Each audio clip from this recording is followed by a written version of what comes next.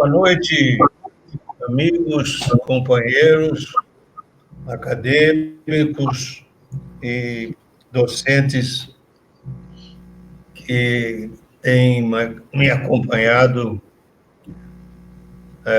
ao longo desse meu trabalho acadêmico e de todas as oportunidades em que participei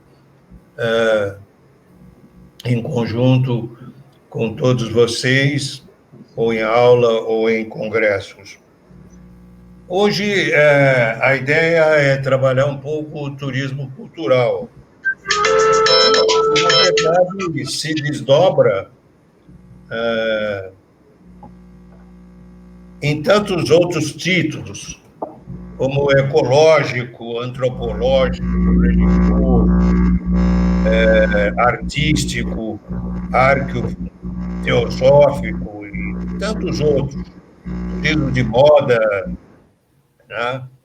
Ou o avanço humano na dependência do tipo de valor que domina as preocupações da sociedade, de um lado, momento em que se caracterizam por necessidades sentidas e determinadas pelas mudanças, ou pela falta de mudanças, na ordem estabelecida das coisas, que deixam de atender às expectativas do homem em seu lugar no universo, ou que lhe permite uma busca para adentrar em novas dimensões, em um desconhecido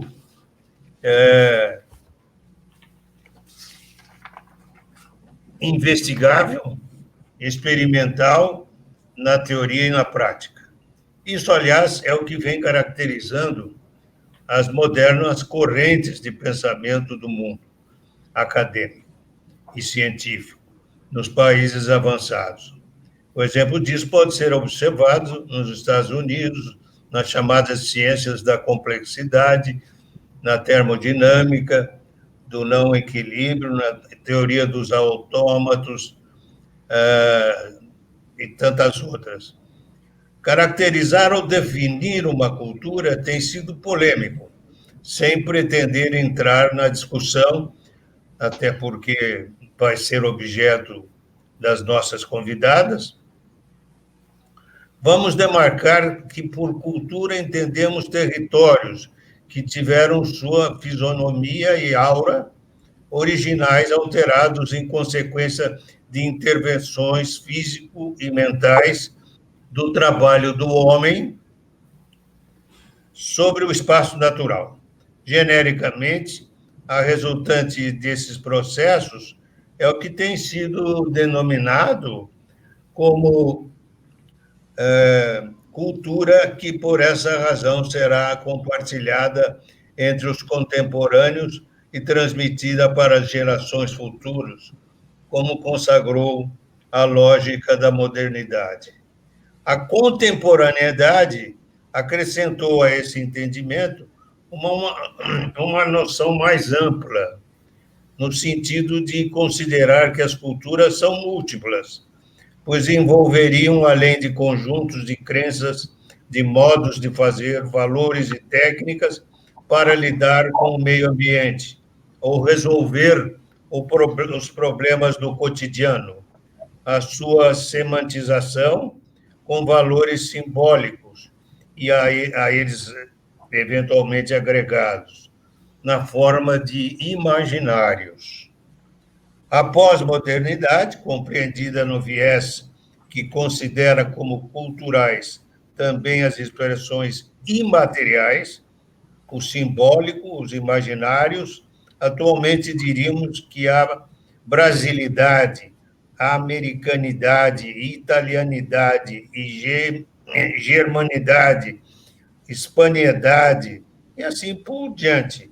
E esse novo tratamento busca superar a cultura anterior expressa apenas em materialidades, considerando sua circulação simbólica no mundo globalizado e de mobilidades. Esse novo enfoque na cultura seriam muitos a ser considerados nas sociedades e em seus grupos humanos. Na contemporaneidade, ainda, outras considerações devem ser agregadas, já colocando no complexo sistema econômico, sob a globalização, a cultura se transformou em importante segmento econômico, pelos valores financeiros que envolve, gerando renda e muitos empregos.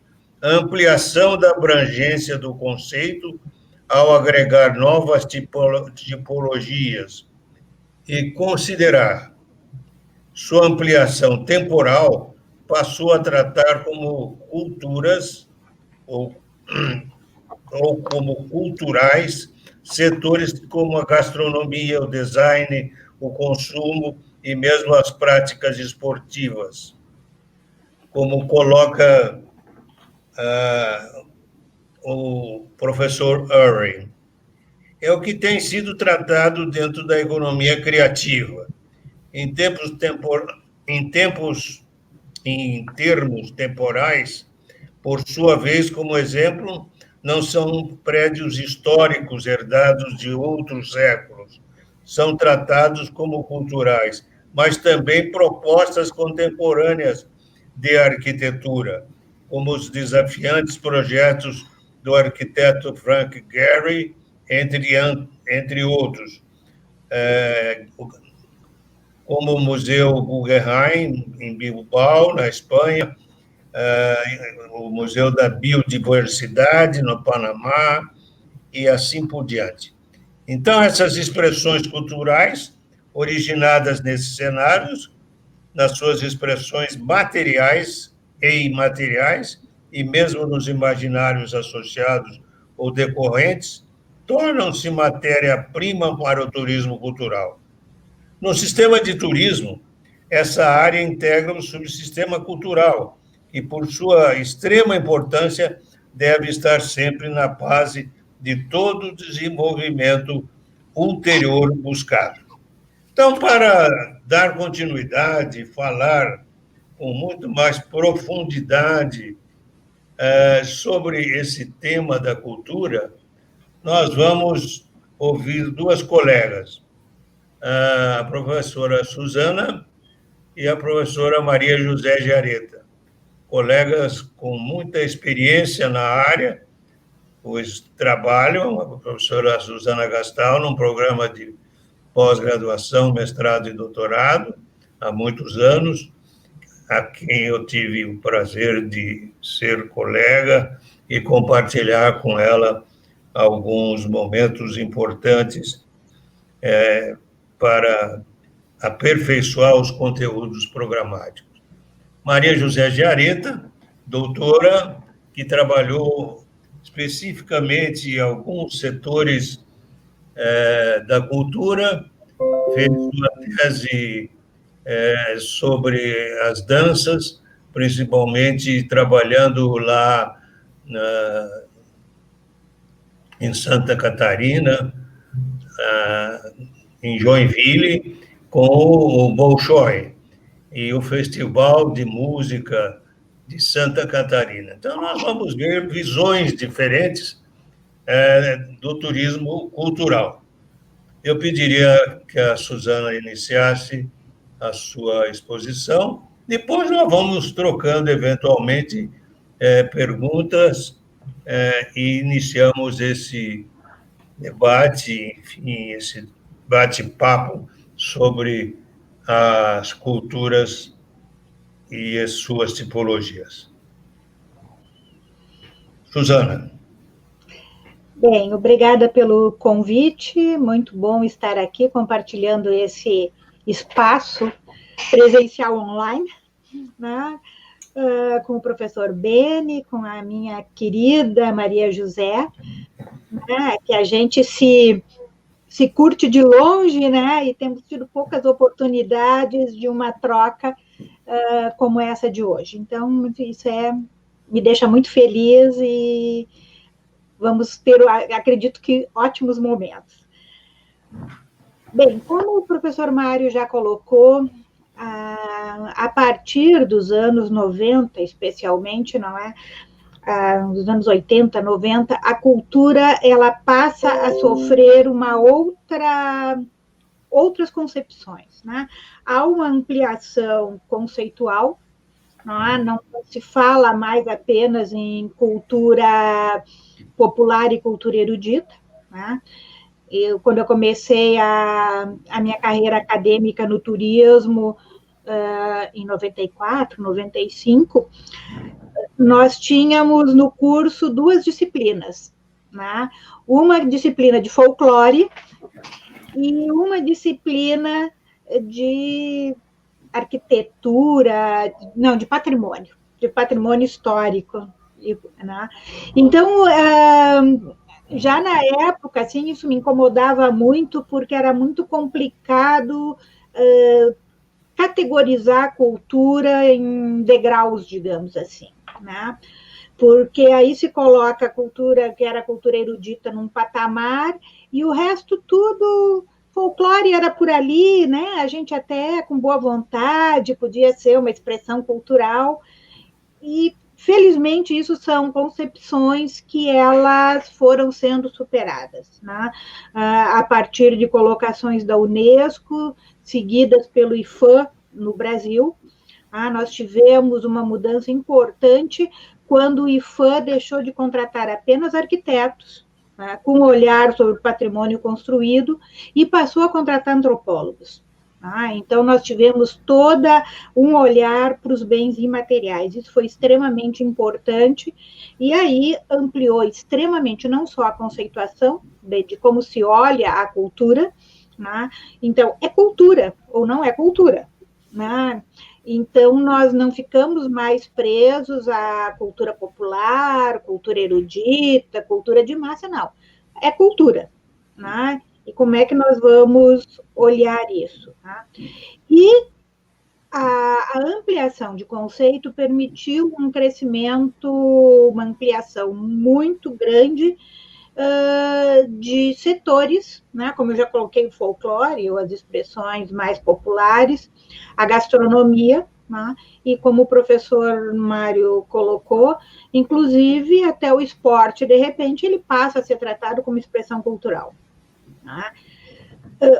Outra mudança bastante significativa foi quando se constata, e isso com dados, que a cultura cria uma importante cadeia produtiva e ela tem uma importante presença econômica.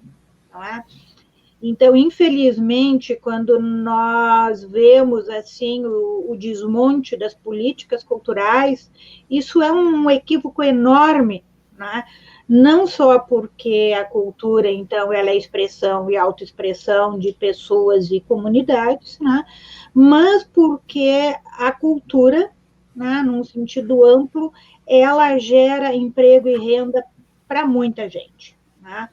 Um exemplo bem fácil, eu acho que de entender, é pensar em quantas pessoas envolve, por exemplo, um show do Roberto Carlos. Então, ele tem toda uma equipe de produção, ele tem equipe de som, ele tem equipe de segurança, não é? Ele tem equipe de cenário, figurino, que preparam o espetáculo, e toda a equipe que o acompanha nas suas turnês, ou acompanhava nas suas turnês Brasil afora. Quer dizer, é uma cadeia produtiva que, sei lá, arriscar um número, sei lá, 100, 150 pessoas, se nós vamos incluir todas as equipes de segurança, com certeza nós vamos ter aí 200 ou mais pessoas, que até a Maria José pode nos trazer a experiência do show do Bolshoi. Quantas pessoas envolveu isso, nessa performance todas? Um restaurante médio, no auge do seu funcionamento, ele envolve até 100 pessoas, fixas, sem contar aquelas pessoas que são contratadas em domingos ou em dias de ainda maior movimento. Então, volto a dizer, é um equívoco quando se tira a cultura de prioridade, assim como quando se tira o turismo de prioridade, tá? Porque os dois são uma importante cadeia produtiva. Né? E como o que nós temos ainda, né? Que fora o pessoal que trabalha com mídias eletrônicas, né? Que também hoje são consideradas expressões culturais, as demais expressões ainda não abrem mão do trabalho humano e humanizado. Então, eu preciso de pessoas, né? Não dá para substituir por máquina, embora alguns já estejam tentando, mas se eu tenho um show do Roberto Carlos, eu tenho o Roberto Carlos, né? E não um clone, um 3G, né? Todos nós sentimos a falta das expressões culturais agora na pandemia, com a suspensão, e como muitos artistas estão fazendo agora, né, o de pijama, né, o Caetano começou com a live de pijama e outros artistas têm feito agora esses a partir de suas casas, mas claro que não é a mesma coisa, né? Nós queremos um show, nós queremos aquela energia, aquela vibração, aquilo que está ali no presencial. Eu acho que para começar seria isso. Muito bom, Maria José. Bom, primeiro quero agradecer o meu eterno mestre, o professor Beni, que é o grande culpado por eu ir para a área de turismo. E hoje eu tenho uma coincidência muito grande aqui, porque eu decidi fazer turismo lá em Porto Alegre, durante o 2º Congresso Nacional de Turismo, então denominado Contur. Depois assisti uma palestra do Beni, foi naqueles auditórios e no gramado da PUC, que eu decidi mudar de jornalismo para turismo e nunca mais eu saí. E fui aluna do Beni na graduação, fui orientanda dele no mestrado e depois no doutorado ele foi da minha banca. E um prazer bastante grande em dividir essa fala com a Suzana, que é minha mestre de cultura, né, que eu tenho o maior respeito. Leio todos os artigos dela, aliás, uma super responsabilidade para mim falar junto com a Suzana. Bom, a cultura, ela é uma das matérias-primas do turismo e ela sempre passa um pouco pelo meu caminho, porque quando eu fiz o curso técnico de turismo, eu trabalhei no Museu Histórico Cultural lá de Amparo, que foi onde eu dei os primeiros passos e consegui visualizar um pouco o que é essa dimensão da cultura. E depois, no doutorado, de verdade, eu queria estudar o uso das culturas nas ações e marketing do turismo. Mas aí o funil, né, da pesquisa me levou lá para o Festival de Dança de Joinville, né, que eu fiz na antropologia. Então, acabou ali que o título da minha tese foi para a polifonia, né? Eu, claro, tive contato com o Bolshoi também, mas, de verdade, eu estudei o Festival de Dança, que meu título final ficou Festival de Dança de Joinville, Turismo e Polifonia Cultural.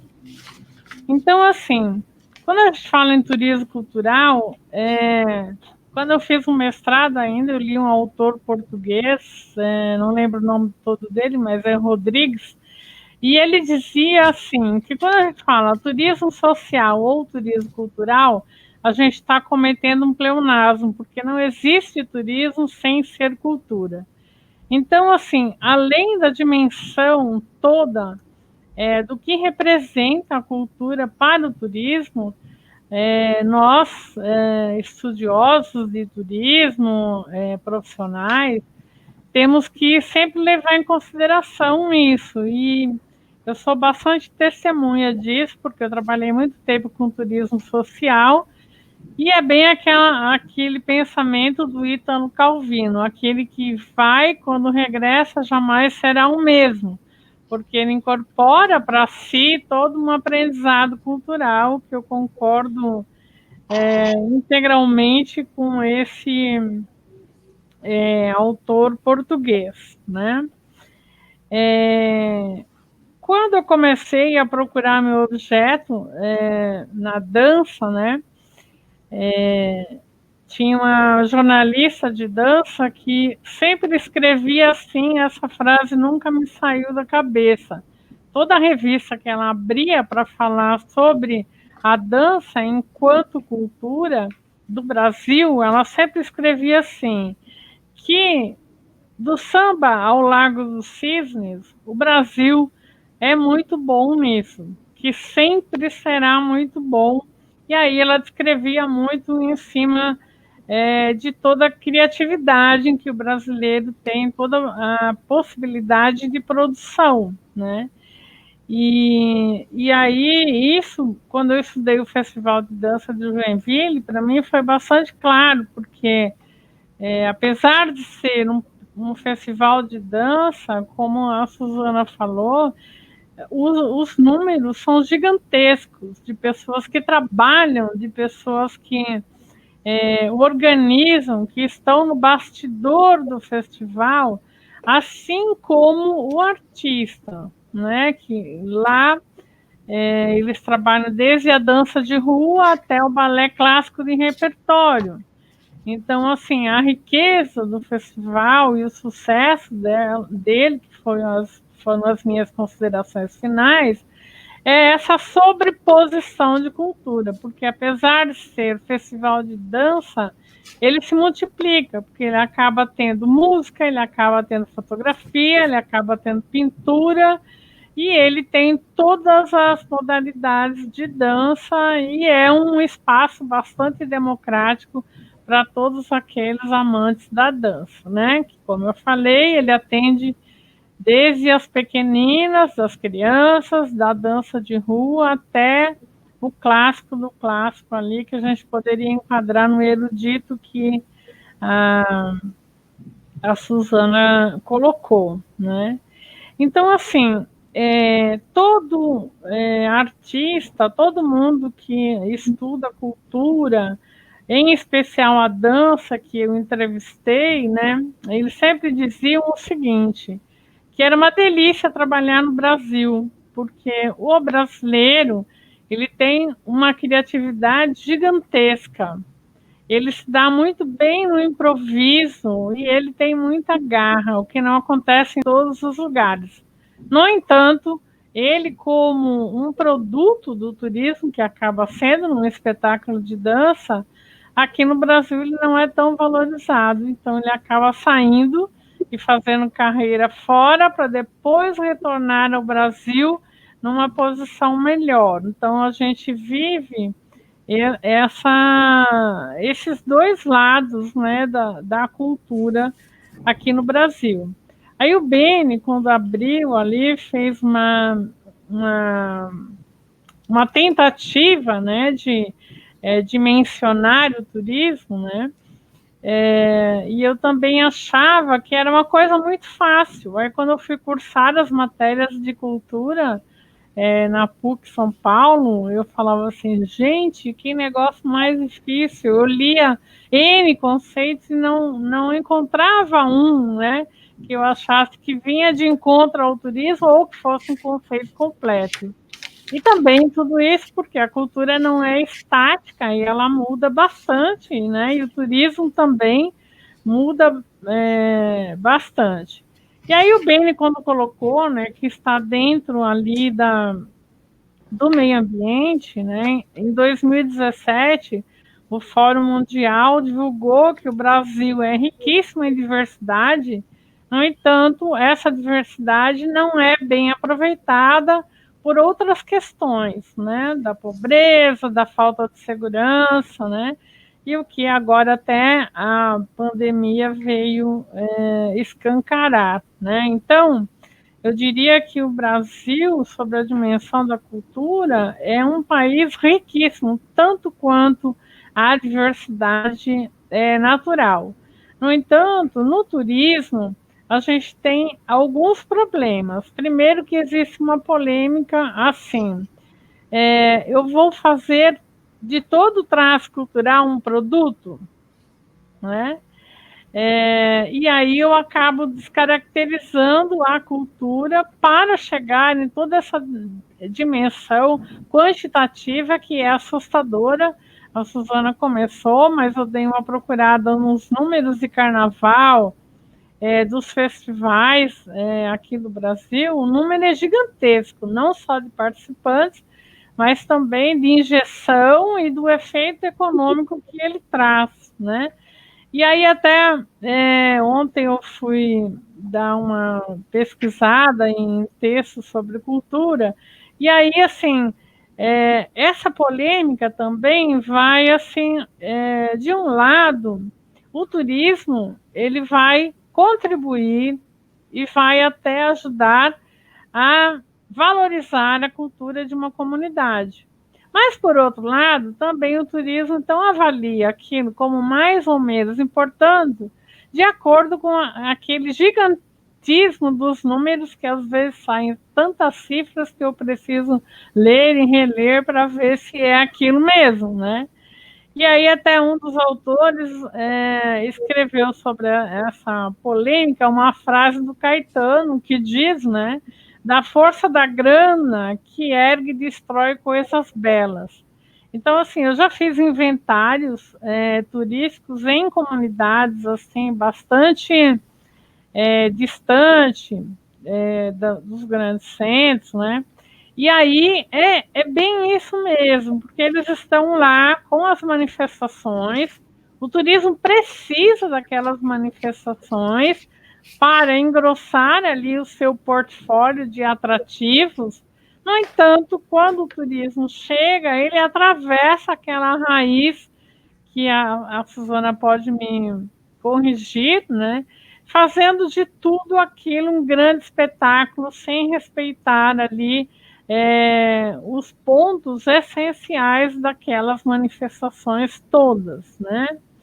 Então, a gente sempre está numa polêmica, e essa dimensão cultural do Brasil, se a gente for pegar só de ritmos, seja de música ou de dança, de norte a sul do país, eu não sei nem se a gente consegue fazer esse mapeamento correto.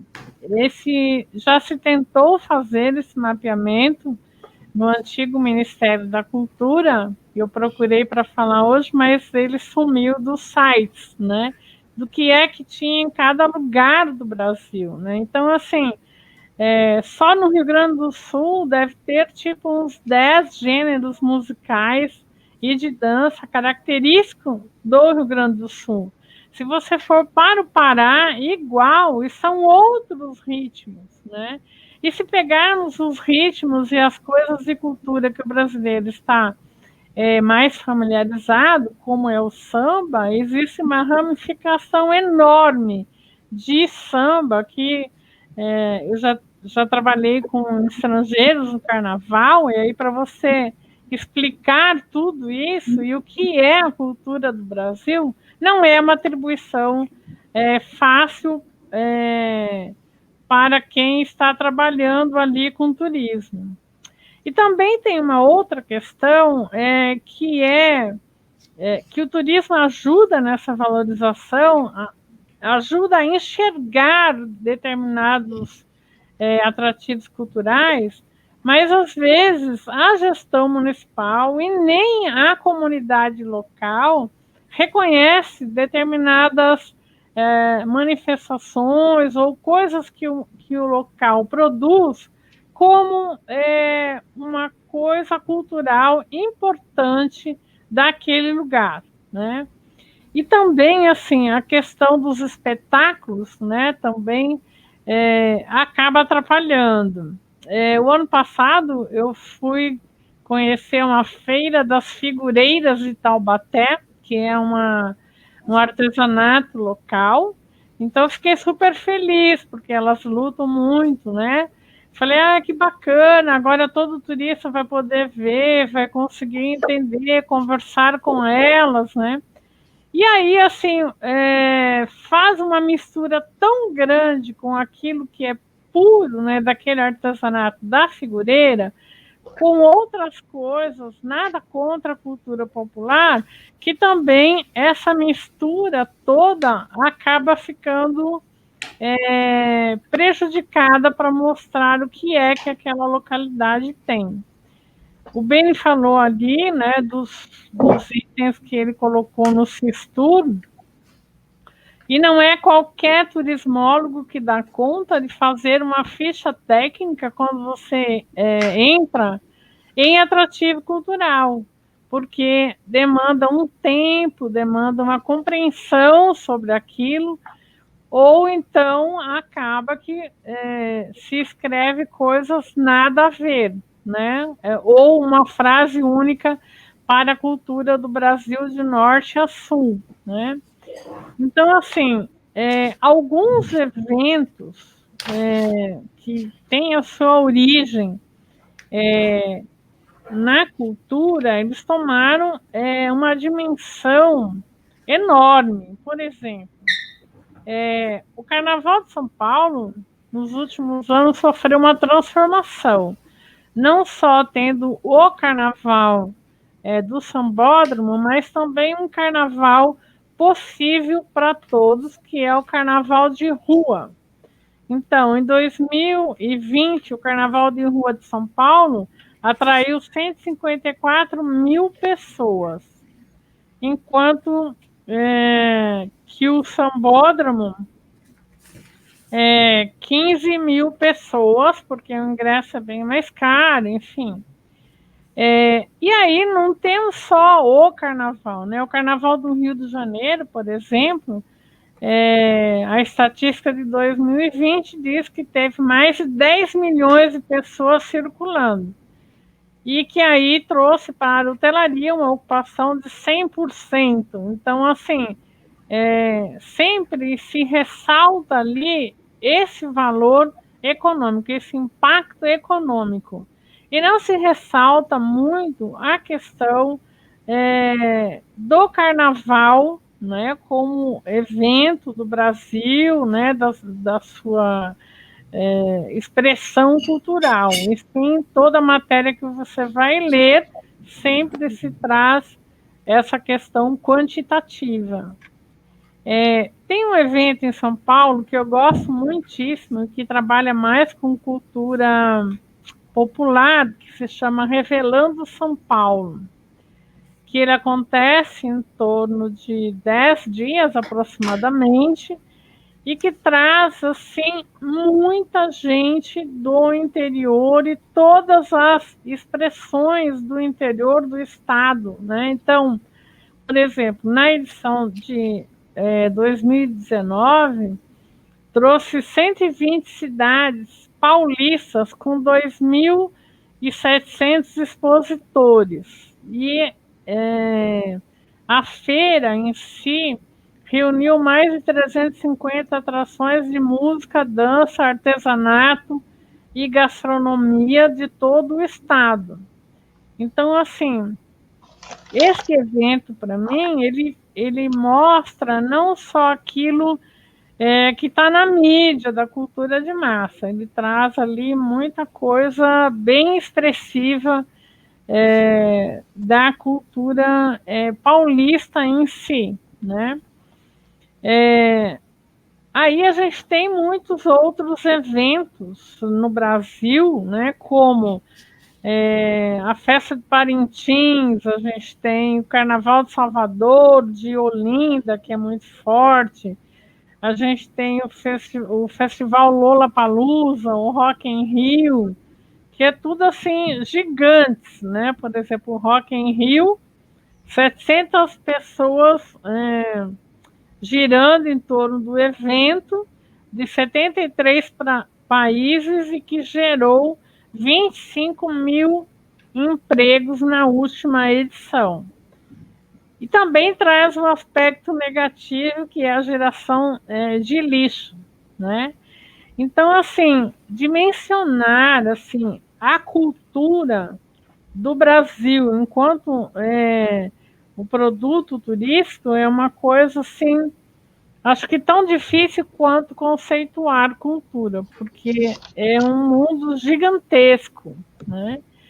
E sempre, quando vai se falar, né, de turismo cultural, sempre é colocado assim as coisas que estão na mídia, não existe uma preocupação em pegar aquilo menor para ajudar outras comunidades mais carentes, né?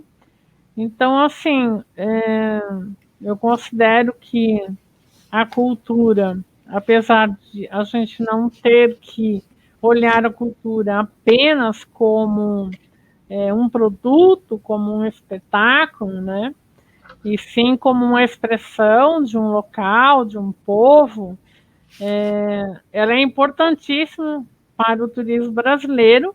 E se a matéria do Fórum Econômico só levou em conta a diversidade natural, pelo menos todas as matérias que eu li, citava muito a diversidade mesmo do meio natural, né?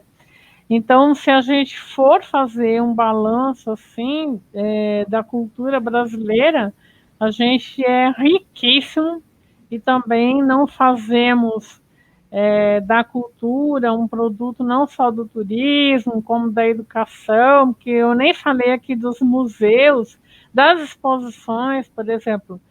Quando vem uma exposição para São Paulo, como veio, por exemplo, a Leonardo da Vinci, que foi interrompida pela pandemia, era difícil você achar um ingresso para ir na exposição. E as filas gigantescas, assim como foi da Tarsila do Amaral, enfim. Então, a cultura é importante, o nosso povo quer sim ver a cultura, quer conhecer, e para nós o turismo, quanto mais o nosso povo conhecesse o próprio Brasil, a sua dimensão cultural, a gente teria a gente seria mais rico, a gente teria muito mais recursos. Então, por hora é isso. Muito bom. Suzana, boa parte do trabalho que se tem hoje de preservação encontra-se na esfera privada. Das associações, grupos de empresas e indivíduos. Por outro lado, as prefeituras e os governos estaduais desempenham um papel predominante na elaboração de legislação favorável e mesmo estimulante às atividades de preservação.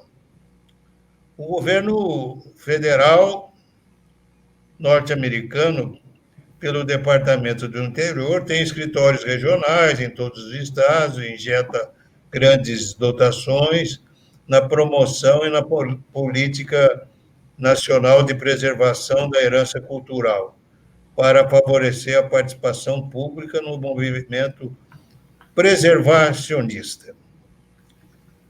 Assim faz a França e outros países europeus.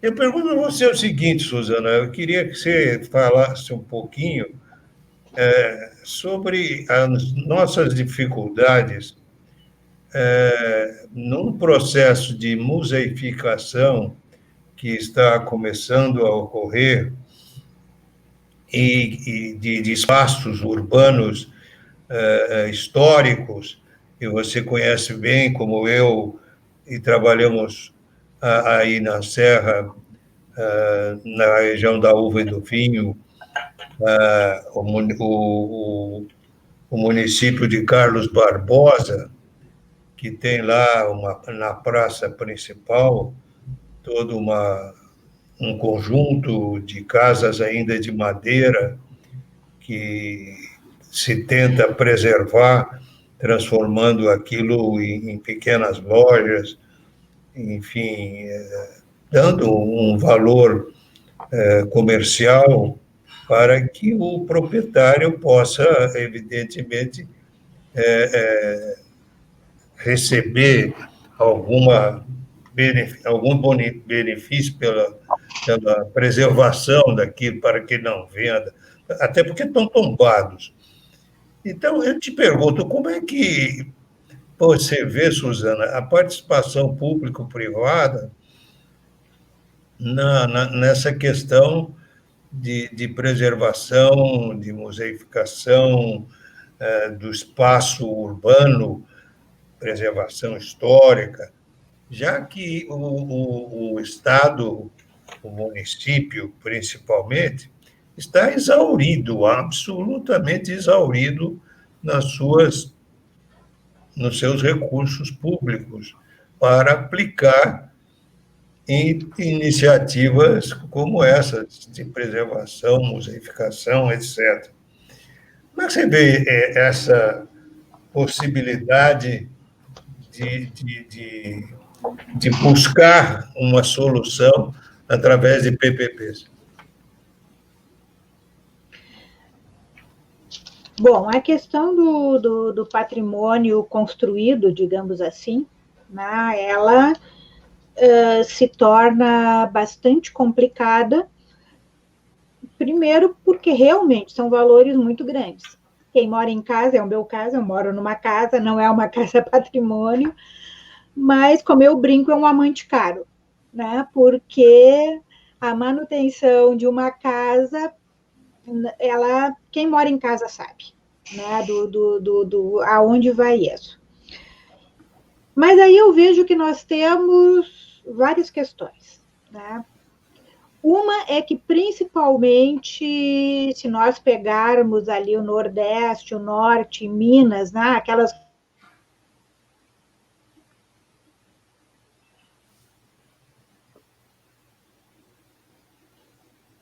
Congelou. regiões mais antigas, voltamos? Sim. Pode. Tem um patrimônio construído riquíssimo, né? Acho que há 2 anos eu estive em São Luís e dá vontade de chorar, né? Dá vontade de chorar pelo decrepitude de muitos patrimônios. E o que se vê, né? Que às vezes as pessoas têm um comércio num patrimônio e elas não se preocupam em cuidar da fachada. Então, me parece assim que a questão é dinheiro, mas não só, né? Porque se eu tenho ali uma lojinha, até um armazém, se eu tenho num prédio, né? Poxa, tem que estar bem apresentado. Às vezes eu vi ali que era questão de água e sabão, sabe? Nem era questão de pintura, era passar, dar uma higienização, limpar, e o prédio já teria outro aspecto, né? Outro aspecto. Isso é uma questão, né? Outra questão que nós temos, por exemplo, que quem mais destruiu o patrimônio nesse Brasil afora foi o Banco do Brasil. Né? O próprio Antônio Prado, com todos aqueles casarões magníficos, lá num dos lados da praça, tem uma agência Banco do Brasil, um caixotão de chorar, né? Da vontade de chorar. Então, quer dizer, por que o Banco do Brasil não se alinhou, né, com raras exceções, a se instalar em prédios históricos, que ele tem porte para manter e conservar. Por que não? Né? Por que, por exemplo, assim, nos maus usos que houve da Lei Rouanet, e eu sou partidária da Lei Rouanet, mas o que houve com ela? Que todos aqueles centros culturais da Paulista, em grandes prédios, foram construídos por bancos aplicando a Lei Rouanet em benefício próprio, né? Até que a lei acabou com isso. Quer dizer, por que esses bancos não se instalaram, não aproveitaram, então, a Lei Rouanet para se instalar em prédios históricos e mantê-los, né? Até alguns casos, mas são raros. A maioria construiu grandes prédios, aumentou o seu patrimônio imobiliário. Então, me parece assim, e dizer que o nosso Estado está exaurido, eu diria que isso é discutível, né? É uma caixa preta que nós não conhecemos bem, porque aí, quando o político A ou B precisa incrementar algum projeto, alguma coisa assim, aparece dinheiro, né? Vai dinheiro para o deputado A, e aí, né, Mário, tem coisas assim que nós temos que discutir na nossa estrutura toda, não só a patrimonial, né? Claro. As emendas parlamentares são extremamente complicadas, né? Sim. Por que ter emenda parlamentar? Né? Por que esse uso fisiológico do dinheiro público? Né? Eu trabalhei quase 30 anos na Prefeitura de Porto Alegre, né? 8 anos, mais ou menos, na área de meio ambiente, quando ainda não se falava que meio ambiente, Porto Alegre foi o primeiro órgão público de meio ambiente, né, municipal, e depois os outros 20 e tantos anos eu trabalhei na área de cultura. E não se tinha dinheiro. Mas não ter dinheiro não significava não fazer coisas. Tá? Então, hoje as pessoas chegam, não tem dinheiro. Tá? Não, nós não tínhamos dinheiro e nós fazíamos. Né? Nós inventávamos, nós criávamos, nós dávamos um jeito das coisas acontecerem. Então, me parece assim que não dá para desvincular a cultura de toda uma situação de organização do país. Né? O projeto Monumenta foi um projeto discutível, mas foi extremamente importante de fazer coisas, né? E eu me lembro do pessoal do IFAM, naquela época, dizendo que há patrimônios que são sustentáveis, outros patrimônios têm que ser sustentados. Né? Eu não sei se a Catedral da Sé, por exemplo, se ela consegue por ela mesma se manter. Né? Ou se ela vai precisar de aportes para ajudar a manter a Catedral da Sé. Né? Independente da religiosidade, enquanto um prédio de patrimônio e significativo para São Paulo, independente de religião. É ponto de referência. Né? Então, assim, são coisas muito complicadas. Outra questão complicada que nós temos, né, que foi falado aqui dos números do carnaval. Agora, nós temos carnavais muito fortes em cidades históricas, em Olinda, nas cidades mineiras, né, em Laguna, em Santa Catarina, e o carnaval destrói os centros históricos. Né? É um impacto de gente, é um impacto populacional que é extremamente sério. Não é? Agora, por que então se vai realizar se o carnaval não se responsabiliza também dessas estruturas de ajudar a manter essas cidades históricas, já que ele se apropria da cidade histórica para fazer o evento. Né? Então, me parece assim, seriam muitas as soluções, muitos os indicativos, né, de como é que nós podemos atuar. Nessa semana corre uma notícia aí desesperadora que em Mariana o prefeito está asfaltando as ruas históricas, sabe? Está colocando cimento, asfalto, sei lá, ele está cobrindo o patrimônio original. Né? Então, tem coisas que dependem de dinheiro, tem políticas públicas que não dependem de dinheiro. Política não é só dinheiro. Tá? Então, por exemplo, assim, dá um jeito de isolar os centros históricos dessas cidades. Não é? Contornar o trânsito da outra estrutura de trânsito, deixando o centro histórico para pedestre. Isso é ordenamento público. Né? Isso, no máximo, vai significar uma interrupção de rua aqui, uma interrupção de rua ali, né? Liberando acesso para bombeiro. Então, é muito complicado isso, e eu diria que é muito complicado e não é só dinheiro, são vários outros fatores. Né? Ou agora, de repente, nós vamos começar a exigir que as emendas parlamentares, que elas também tenham que ser o X% da educação, o X% da cultura, o X% da saúde. Né? Se todo o orçamento público tem que atender, por que as emendas parlamentares não precisam? Né? E aí nós vamos ter poucos deputados, né, que vão ter essa sensibilidade para o patrimônio. Né? A Igreja de Viamão, aqui no Sul, que estava na primeira lista do IFAM, né, de patrimônio tombado, né, lá na década de 30, ela foi restaurada com emenda parlamentar. Quer dizer, aonde está o dinheiro? Né? É isso que eu tenho que dizer. Onde está o dinheiro? Como é que nós podemos achar esse dinheiro e aplicar esse dinheiro? E política pública. Política pública não só como, repito, não só como questão financeira, mas como questão realmente de concepção. O que eu quero? Né? Eu costumo dar um outro exemplo, que Porto Alegre é uma península, né? O centro de Porto Alegre ele está numa península, e nós temos na ponta da península, por 1,5 km, 2 quilômetros de distância, a usina do gasômetro, que é um equipamento cultural, e um grande shopping center. Todas as linhas transversais de Porto Alegre, que vão ter o seu final naquela região, terminam no shopping e não passam pela usina. Isso é política pública.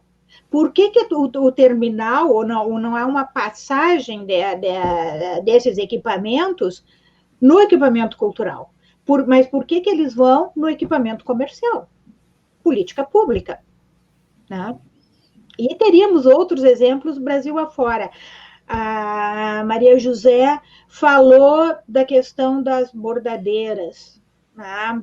Saindo do patrimônio. Mas qual é a questão da bordadeira? Né?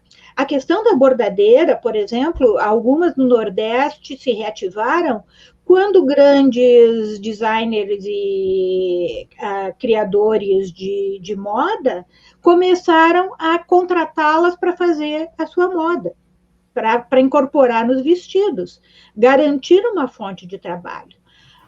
Agora, cultura, ela é dinâmica, ela se movimenta, ela anda, né? E no ela andar, as coisas mudam. Eu não acho que seja só o impacto do turismo. Né? Aonde nós temos um turismo que significativamente que esteja adulterando nossas manifestações culturais. Eu diria que são poucos casos, até porque o nosso turismo ainda é escasso. Né? Agora, se nós temos lá o Círio de Nazaré, se nós temos o carnaval se mantendo, mesmo com grandes massas, né? Aonde está esse problema que nós temos que cuidar com atenção? Né? Aonde nós temos, então, o patrimônio material ou imaterial que se mantém e aquele patrimônio que precisa auxílio para ser mantido, né? Das culturas tradicionais. Então, são muitos aspectos e muitos problemas a discutir, né? Mas eu acho que um dos primeiros que nós temos que discutir é esse estado exaurido, se ele realmente está exaurido. Né? Ou se as prefeituras, o que nós tivemos? As prefeituras sobrecarregadas de atividades que eram federais ou que eram estaduais, foram jogadas para a prefeitura sem o respectivo aporte financeiro. Né? Então, estamos falando agora de reforma da estrutura do Estado, da reforma da estrutura econômica. Agora, então, temos que discutir isso. Né? Eu, particularmente, sou municipalista. Eu acho que o dinheiro não pode andar pelo país afora, o dinheiro tem que ficar no município e ali gerar situações. Né? Mas é um debate complicado. Ô, Suzana, Beni, posso dar uma parte para a Suzana? Claro, deve. Olha só, Suzana, um dia eu estava em Ouro Preto, essa história de Mariana é de chorar, mas eu quase chorei também, porque estava tendo um grande show na Praça Tiradentes. Veja, o chão de pedra-sabão, o Museu Tiradentes atrás, né? E aí resolvem montar toda aquela parafernália de um grande show, palco, em frente do Museu Tiradentes, organizado pela Fundação Roberto Marinho, que é quem dá dinheiro... Roberto Marinho. Quem dá dinheiro para depois consertar um monte de coisa. Agora, gente, eu fui falar com o cara, mas não adianta nada. O cara está cumprindo ordem, ele está perfurando a pedra-sabão para colocar um palco ali. Quando ali já é um atrativo tombado, riquíssimo, né, do barroco, e por que esse palco não poderia ser pulverizado para uma outra região, da cidade de Ouro Preto. E aí, Suzana, me fez lembrar, eu vou muito para São Luís do Paraitinga, que é uma cidade aqui, caminho de Ubatuba, que quase todo o conjunto urbano é tombado, né? E aí os moradores ficam bastante bravos por causa dessa questão do custo, porque ele fala assim, se você for comprar um prego normal, custa X. Se você for comprar o prego para a janela de São Luís do Paraitinga, tem que mandar fazer, não tem aqui.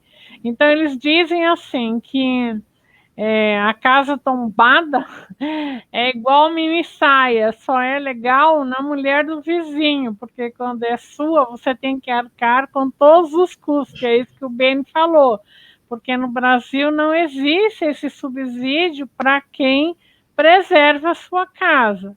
Se bem que no caso de São Luís do Paraitinga, eles tiveram uma enchente devastadora, e a própria comunidade se organizou e foi atrás de recursos e eles praticamente refizeram todo o conjunto arquitetônico, né? E a Suzana falou também ali dos casarões da Paulista. Eu era aluna ainda, acho que do Beni, quando derrubaram um monte de noite, porque saiu a legislação de não poder alterar, né? E aí, quando eu falei que Amparo tem um conjunto arquitetônico do ciclo do café bem preservado, foi porque antes de fazer a lei, eles estudaram tudo muito a fundo. E aí deram subsídios durante um período para aquele proprietário. Com isso, eles conseguiram preservar a maior parte ali do conjunto arquitetônico dos Barões do Café. Mas até aqui em São Paulo a gente chora porque você passa em frente do prédio tombado e ele está literalmente tombado, né? Sobre Ouro Preto, eu queria acrescentar que não é só o problema da estrutura que esconde tudo, né? Que é uma mega estrutura. É o nível do som. Sim. Depois. É um som que afeta a estrutura, é um som muito Não, forte. Suzana, eu vi o cara perfurar a pedra-sabão. Sim, eu quase chorei. A felicidade ou infelicidade de também estar em Ouro Preto numa dessas montagens. Foi um horror, é um horror, né? Em Porto Alegre, nós temos o caso da Feira do Livro, que é um evento com mais de 60 anos, que acontece em praça pública, e que é um evento acima de qualquer suspeito, é realizado pela Câmara do Livro do Rio Grande do Sul, mas até ela tem pedra portuguesa na praça. E cada vez que instalam, mexem na pedra portuguesa. Né? E depois retornam, não retornam, aí quem é? Aí é o público que tem que resgatar, né? Aí é o poder público que tem que remontar. Então, repito, são questões muito complicadas. Muito complicadas. Suzana, passa por uma vontade política, não? Exatamente, passa por política pública. Eu acho que a Suzana colocou muito bem quando ela se referiu às emendas parlamentares e à própria distribuição dos recursos. Muitos desses recursos que deveriam permanecer no município acabam sendo aplicados em obras e atividades que não são da alçada do município, tá? Seriam de alçada federal, estadual, etc. Eu me lembrei bem quando a Suzana falou o exemplo que ela deu.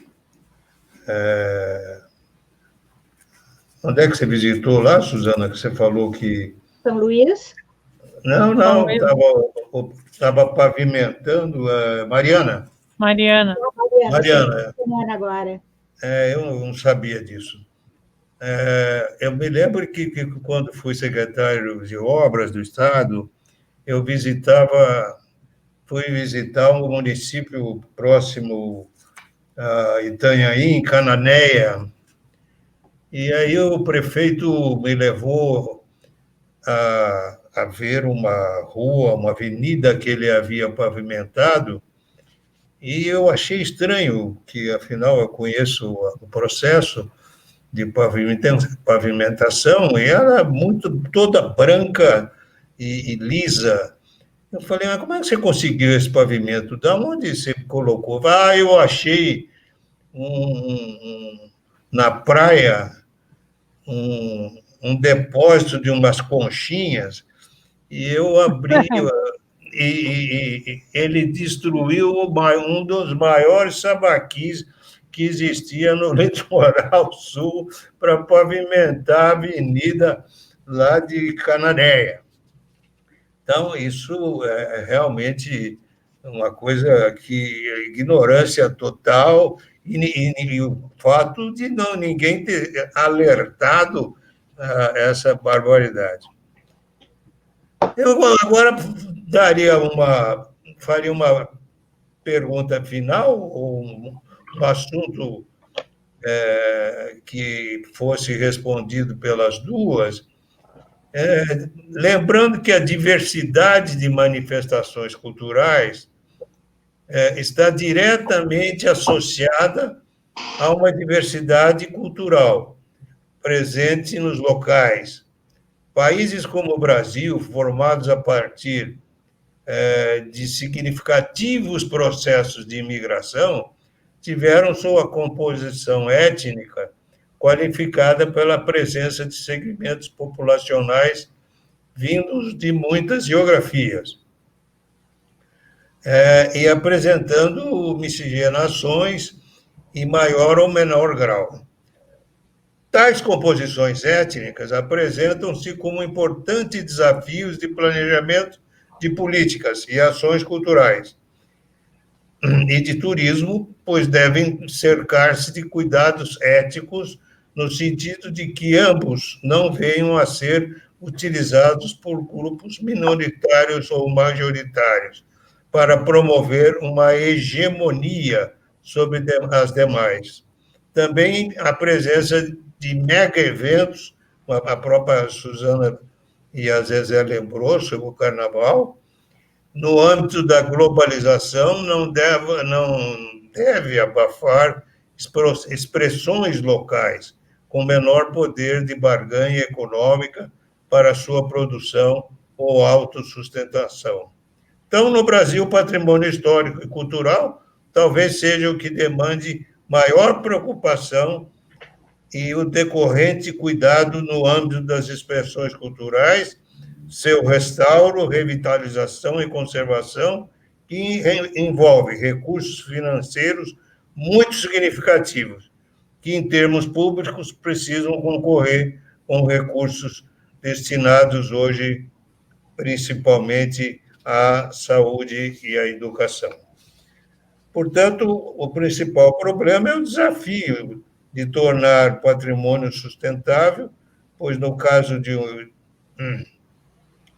nesse caso da prioridade da educação, que é realmente prioritária, e da saúde também, evidentemente que em determinados municípios, regiões e capitais, essa preservação patrimonial fica sempre em último plano e não é realizada.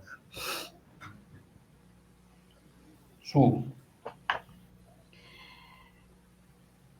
Mário, aí eu reitero, né, aquilo que eu já disse, quer dizer que a política cultural não é só dinheiro, política cultural é inclusive criatividade e espaço.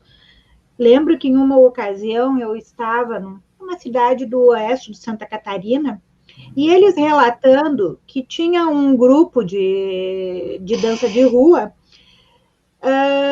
que se reunia numa praça central, aí com muita casa à volta, e dava conflito com a vizinhança por problema. Aí a prefeitura sugeriu uma outra praça, né, que eles passassem a se reunir, e com menos casas, com casas não tão próximas, assim, para evitar o conflito, né? E aí perguntou o que os meninos precisavam, e essa reunião dos meninos, atraía visitante, iam pessoas lá vê-los, assisti-los, inclusive turistas, né? Ela funcionava bem. E aí perguntou para os meninos o que eles precisavam. E ele disse, nós precisamos um espaço de X por X com cimento alisado e uma tomada. Quer dizer, eu garanto uma expressão cultural com uma quadra de cimento alisado, que não precisava grande infraestrutura, porque o peso não era muito, né? E uma tomada. Tá? E, às vezes, isso se torna impeditivo e complicado. Lembro de um outro caso de uma aluna nossa que estudou as rodas de praia, de dança de praia, em Pernambuco, né? As cirandas. E que os cirandeiros, a prefeitura fornecia para os cirandeiros que animavam a ciranda uma Kombi para levá-los até a praia e trazê-los de volta, porque eles tinham que levar instrumento e tudo. E lá pelas tantas, a prefeitura retirou a Kombi. E a ciranda parou de acontecer. Né? Então, todo investimento do poder público era exclusivamente a Kombi, para ter uma animação turística, um espaço que servia, cultural, né? Mas do qual o turismo se beneficiava e muito, por esse custo irrisório. Né? Um custo irrisório. E aí disse para os cirandeiros que eles tinham que buscar as leis de apoio à cultura e entrar com processo. Que quem já fez projetos sabe que não são projetos simples, eles são complicados, eles são elitizados, é uma linguagem complexa, né? Eu fui avaliadora, analista, inclusive, para o Ministério da Cultura, uma época, e, por exemplo, assim, as pessoas não conseguem diferenciar objeto e objetivo. Né? Agora, por que um projeto precisa botar objeto? Que as pessoas não sabem a diferença entre objeto e objetivo do projeto, né? Quer dizer, tem que simplificar. Mas, quer dizer, matou a ciranda. Matou a ciranda porque não podia dar uma Kombi velha para eles se deslocarem. Né? E aí, assim, eu queria também colocar qual é o conceito de cultura que eu trabalho. Né, qual eu lido, que cultura é o resultado de trabalho. Né? Nós temos trabalho. Quem é o violinista de sucesso? É aquele que toca 12 horas por dia. Quem é o pintor de sucesso? Ele pinta 15 horas por dia. Então, a qualificação cultural, a expertise, ela vem com horas e horas de trabalho. Né? E o brasileiro é criativo, criatividade também se desenvolve, se usa.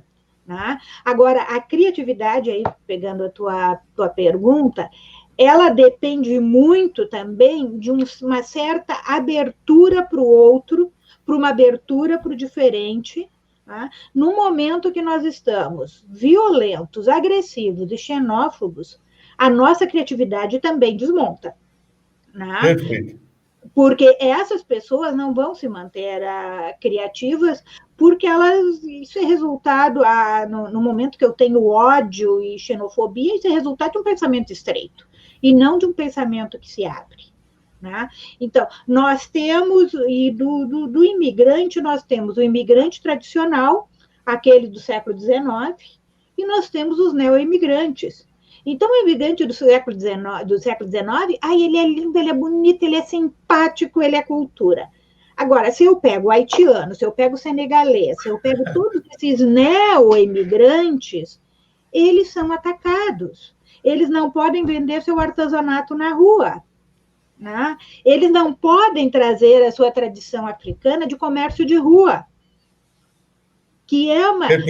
Vai na África, é lindo, a expressão cultural. Aí eles chegam no Brasil, fazem a mesma coisa, eles são tratados como camelô e sofrem sanções da municipalidade. Né? Então, eu fui imigrante, eu sou descendente de imigrantes, mas esses imigrantes que chegam agora, não. né? Aí isso é complicado, isso eu não quero. Né? Então, aí eu tenho racismo. Né? Quer dizer, nós temos que ter abertura. Inclusive, assim, a gente andou fazendo estudos sobre cidades globalizadas, que não é número de habitantes só, é várias outras circunstâncias, e uma das circunstâncias é que essas cidades sejam permeáveis e abertas ao diferente, à diferenciação, não sejam racistas, né? Que elas tenham uma abertura urbana para o novo e para o diferente. Né? Isso Perfeito. é questão para ser incluído como cidade globalizada, e nem vou falar em cidade cultural, em cidade criativa, né? Porque isso é decorrência de posturas anteriores. Não sei se respondi. Respondeu amplamente. Suzana, antes de falar, eu queria perguntar e confirmar uma notícia que eu tive que eu não consegui absorver.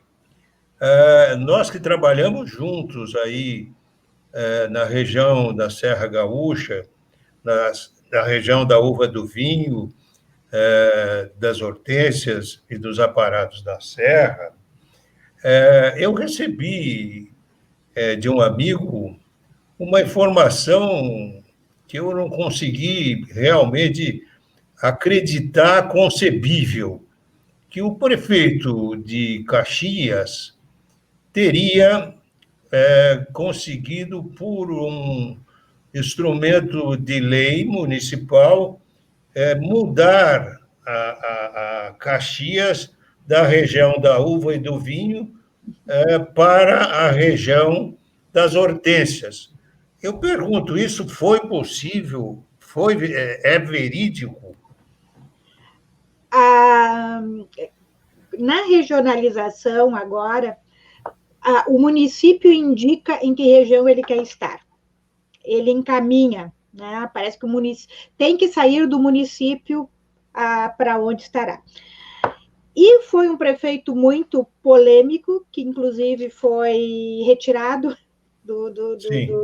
do cargo, né? E, curiosamente, foi um prefeito que tinha sido secretário de turismo. E eu digo, sabe, que às vezes nós temos hoje, assim, toda uma geração de meninos bonitos, bobos, mal educados, né? Que acabam se elegendo e indo para cargos sem o menor preparo. Né? Esse mesmo prefeito conseguiu proibir algo muito tradicional em Caxias, que era a bênção dos capuchinhos.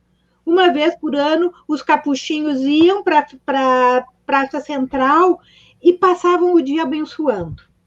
Era isso. E o prefeito, a mesma pessoa, proibiu a bênção dos capuchinhos. Sabe? Então, é inconcebível. Né? Aí os capuchinhos disseram, não, tudo bem, nós vamos brigar, nós vamos fazer a bênção na frente da nossa igreja. Né? Mas lá, claro, a gente quer atingir mais pessoas, quer abençoar mais pessoas. Né? E logo os capuchinhos, que é uma ordem extremamente meiga, né? É uma ordem tranquila, assim, e ele proibiu. Agora, mudou o prefeito, né? Porque o primeiro foi retirado, recebeu impeachment pela Câmara de Vereadores, porque essa foi são 2 ou 3 questões que ele fez, que ele não conseguiu dialogar com ninguém. Né? Quem consegue brigar com os capuchinhos consegue qualquer coisa. Né? Então, que é esses governantes que a gente vê que não dialogam com ninguém. Né? Mesmo com quem, quer dizer, eles chutam até cachorro morto, né? Porque não conseguem manter um mínimo de diálogo civilizado. Tá? Nem vamos falar em um diálogo político mais sofisticado. E parece que agora, inclusive, que houve a reunião das novas regiões e que Caxias não compareceu na reunião da região das hortênsias. Né? Perfeito. Então, eu acho que agora tem que ter todo um processo para encaminhar junto ao Estado, para o Estado relocalizar o mapa turístico. Perfeito. Sem comentários maiores, porque... Zezé, você queria complementar alguma coisa, por favor? Então, acho que num processo de planejamento teria que identificar todo tipo de manifestação cultural e, inclusive, dar oportunidade aos menores, né? Aos grupos menores, desconhecidos, né? Não só para os artistas renomados, que é o que acontece demais, né?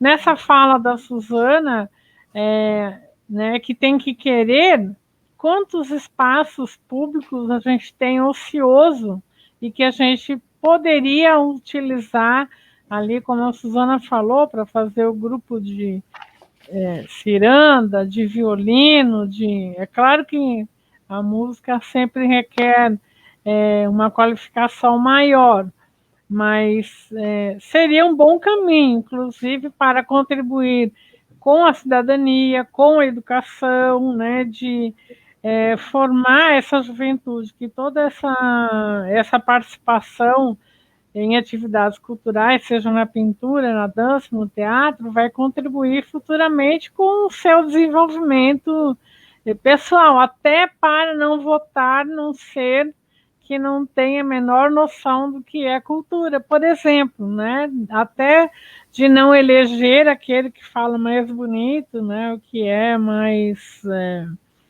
falante, que tem melhor oratória, né?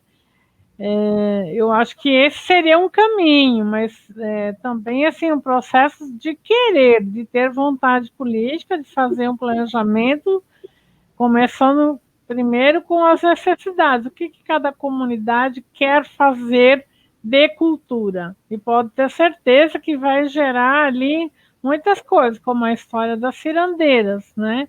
Eu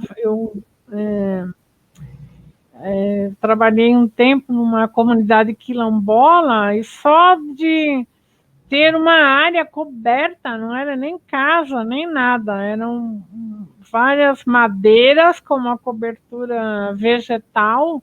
Eles fizeram N grupos de manifestações culturais e passaram a ter uma sobrevivência, inclusive de receber gente nos finais de semana com aquilo que eles faziam. Então, acho que é a vontade, né? A vontade política, né? De querer fazer, não política partidária ou aquilo que vai dar voto, né? De querer aproveitar os espaços ociosos ou a Kombi que se usa para levar a criança na escola, a sala que fica fechada, né? Porque se a gente andar aqui em São Paulo, no Centro Cultural São Paulo, você, desde a entrada do Centro Cultural, você vai ver uma moçada enorme, fazendo tudo, pintando, cantando, dançando, ou seja, carente de espaço para eles, né? Então, acho que esse é o planejamento, né? Esse seria as coisas bem arroz com feijão, como dizia a minha mãe, bem básica, para que a gente ande, até para que não se perca as raízes ali. Eu queria só retomar o que a gente conversou no início sobre turismo cultural. Eu não gosto muito da segmentação também. Eu acho que todo o turismo ele tem envolvido cultura. Né? Se eu estou lá na praia tomando meu banho de sol, né? Aí passa lá o vendedor de sorvete, passa lá aquele com aquelas araras, com roupa, com biju, com chapéu. Isso é cultura. Né? Isso é a nossa cultura de beira de praia, é o nosso jeito de ser na beira de praia. Tá? O turismo é essencialmente a cultura. Mas essa cultura do cotidiano, digamos assim, que é o que cada vez mais os novos turistas querem. Claro. Tá? Então, nós temos os grandes problemas ainda com o turismo de massa mal planejado, mal gerenciado, mal dirigido, né? Sem uma concepção maior do que vai ser visto. Né? Nós temos bons guias turísticos, né? Talvez seja na hora de nós termos o turismo, o guia de turismo aqui também como curso superior, né? E não só como uma formação de 1 ano para o regional, 2 anos por aquela história assim, mas uma formação realmente que esse guia tenha uma formação cultural. Né? Que ele saiba com que ele está, com que está lidando, né? E não só essa coisa dele poder cobrar, receber percentual na visita de uma loja A, loja B, loja C. Né? Me parece assim que o guia turístico porque ele é um mediador, né? Ele faz uma mediação importante. E a minha proposta é que vire curso de 3º grau, que vire uma formação universitária e não só uma formação técnica, porque a formação técnica... Eu sempre defendi essa posição, porque eles são guias. Se são guias, precisam ter conhecimento de história, de folclore, Geografia. de todas as... Né? Ela... 30 horas senão, de história, né? Senão fica com aqueles meninos da Bahia que, se você interromper com uma pergunta, ele começa outra vez, porque é tudo decorado. Está perfeito, Suzana.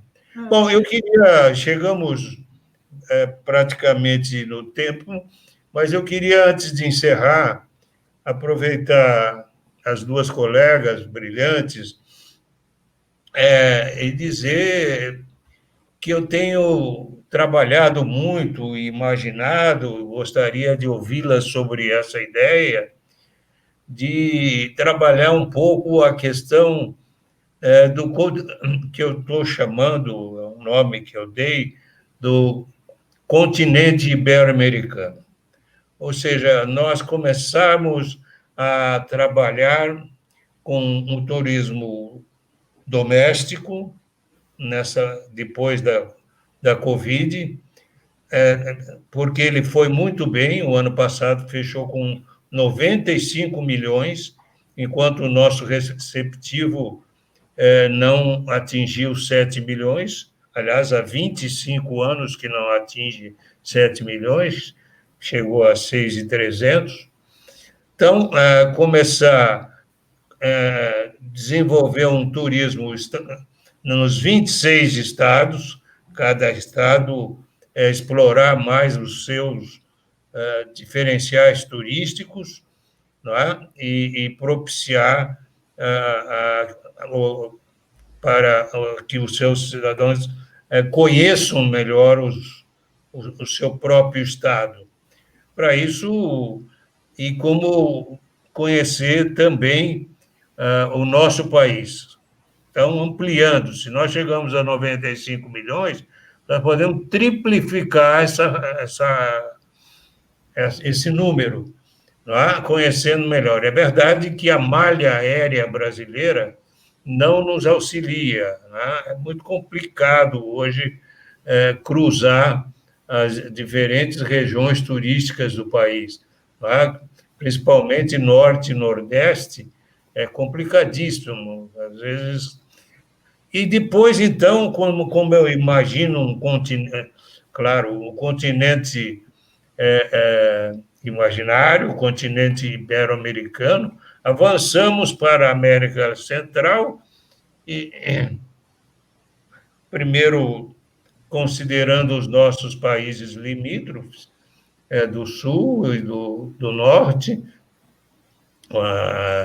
desde da Argentina, Uruguai, Paraguai, depois chegando já ao Chile, Colômbia, enfim, todos os países sul-americanos limítrofes, porque desses 6 milhões e 300 milhões de turistas receptivos, ou seja, vindos do exterior, 60% são desses países periféricos da América do Sul. Então, precisamos realmente pensar num turismo, começar a buscar a América pré-colombiana, com a cultura pré-colombiana, dos incas, dos maias. Estamos Quem está em Belém, em Manaus, está a 45 minutos de voo eu tenho dito muito sobre isso, a 45 minutos de Machu Picchu. Mas para ele ir a Machu Picchu, ele tem que voltar a Brasília e talvez a São Paulo e a capital, a Lima, pegar um voo para chegar a Machu Picchu. Então, isso demanda pelo menos 2 dias, porque não dá para, num dia, fazer isso, fazendo transbordo de voos, o que nem daria. Então, essa malha aérea precisa ser repensada. Nós temos que começar com o nosso turismo interno, ampliando, trabalhando as regiões com diferenciais do país. Afinal, são 333, com mais de 2.000 municípios de interesse turístico. A ideia é realmente essa. E depois, evidentemente, buscar, com esse crescimento,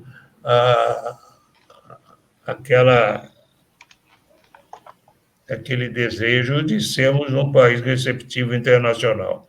O Brasil é um destino distante, ainda com uma hotelaria muito cara.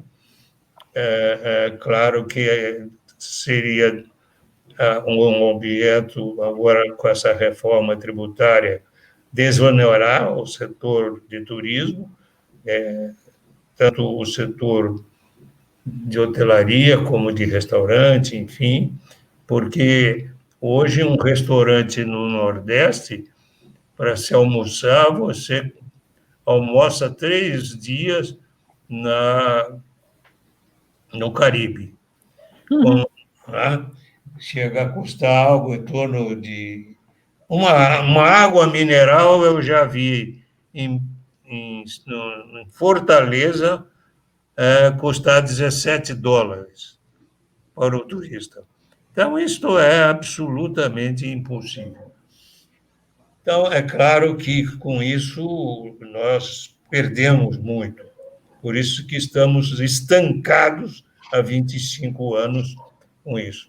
Então, essa ideia de troca cultural da América pré-colombiana com a nossa Amazônia, com o nosso Pantanal, hoje praticamente destruído no lado brasileiro, nós teríamos, eventualmente, a possibilidade de competir com destinos da Europa num futuro próximo.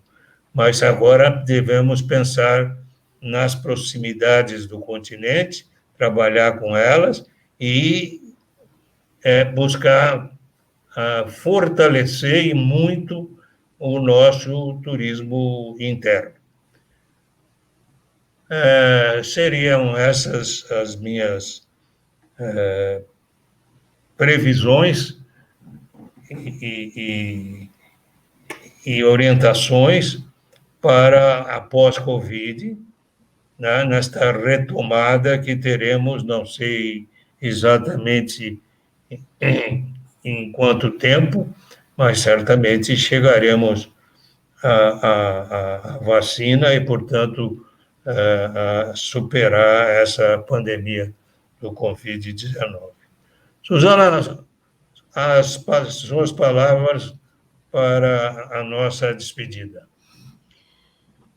Bem, Mário, eu não tenho o seu otimismo em relação ao Covid, né? Eu acho que esse é o nosso novo normal e é com ele que nós vamos ter que trabalhar, aprimorar os protocolos, a maneira de trabalhar e de receber. Agora, sou absolutamente favorável ao desenvolvimento de um turismo interno, até porque o investimento no turismo interno, ele, até onde eu saiba, tem muito mais retorno que um turismo externo. tá? Ele é extremamente importante. E aí que nós falamos o tempo todo aqui, a nossa diversidade é enorme, nós teríamos produtos para todos os gostos e todos os bolsos, né? Sem o menor problema nós podemos ter. Agora, temos que parar de destruir o país, né? Ah, claro. Temos que parar, quer dizer, a nossa Pantanal, a Amazônia são, para o estrangeiro, o nosso grande diferencial, e se bota fogo, né? Então, é inominável, Verdade. é um absurdo, né? E, inclusive, assim, pensar em outras regionalizações internacionais. Eu me lembro que anos atrás, em Roraima, foi muito interessante, porque eles dizem que eles são Caribe. Então, por que nós não podemos desenvolver essa ideia de o Brasil é Caribe? Quer dizer, o norte do Brasil ele também está no Caribe, não é? Perfeito. Circular. Como nós temos aqui o Pampa e o Mercosul aqui realmente presente, Rio Grande do Sul, aqui, a Argentina e Uruguai, no Paraná, ali com Foz do Iguaçu, no Mato Grosso, quer dizer, nós já temos núcleos internacionalizados, digamos assim, que devem ser tratados como micro-regiões internacionais. Ou binacionais, trinacionais, né? Isso é extremamente importante, porque me parece que, inclusive, as reticências a nós pelos europeus, e talvez vai longe, né? Não sei se quando nós seremos bem-vindos na Europa de novo, então vamos construir outras possibilidades, né? Com os nossos parceiros e vizinhos. É isso aí. Obrigada pela oportunidade. Muito obrigado também. Zezé? Então, eu sou super favorável, fã, trabalho, brigo por isso para desenvolver o turismo interno. O problema sempre é o preço Brasil, né? Que sempre é muito alto, né? Mesmo agora na pandemia, o valor de voos, né, é bastante alto em relação a, por exemplo, se você fosse para outros lugares. E a outra questão é que eu não vejo uma política pública essa preocupação. Me parece que já começaram a abrir os escritórios do Brasil no exterior e, infelizmente, eu não vi nenhuma notícia, por exemplo, desse trabalho com os nossos países vizinhos, né? Tudo bem que os nossos países vizinhos também estão com problemas sérios de pandemia, né? Mas eu não vejo essa vontade de querer que a gente faça essa troca, Brasil com Colômbia, Brasil Argentina, Brasil Uruguai. Já até se tentou fazer passe aéreo, né, que cobrisse tudo. Como você falou, de Machu Picchu para Roraima, é pertíssimo, né? Então daria um roteiro casado e grande parte dos brasileiros tem vontade de conhecer Machu Picchu. Inclusive, você iria incentivar conhecer o norte do país, que são pouquíssimos brasileiros que conhecem o nosso norte, né? Então, assim, sou fã desse desenvolvimento, a gente precisa dele, porque se o brasileiro viajar mais aqui, também precisa de regulamentos, como você sempre fala, né? De sair ali dos grandes portais internacionais que não deixam nada aqui no Brasil para nós e ninguém percebe, né? Todo mundo diz, vou ajudar o turismo, mas aí aperta um botão ali de qualquer um desses portais internacionais, onde a renda vai toda para fora, não fica nada aqui, né? Então, a gente precisa trabalhar muito ali, como você sempre fala, o marco regulatório, esse estímulo de malha aérea que é terrível mesmo, o preço, né? Os preços de operações no Brasil são muito caros. Por isso que o brasileiro sempre foi para fora. Porque, por exemplo, no último verão era muito mais barato ir para qualquer lugar do que ficar aqui no Brasil, né? Então, vamos torcer para que tenha, novo momento, ou um momento diferente, né?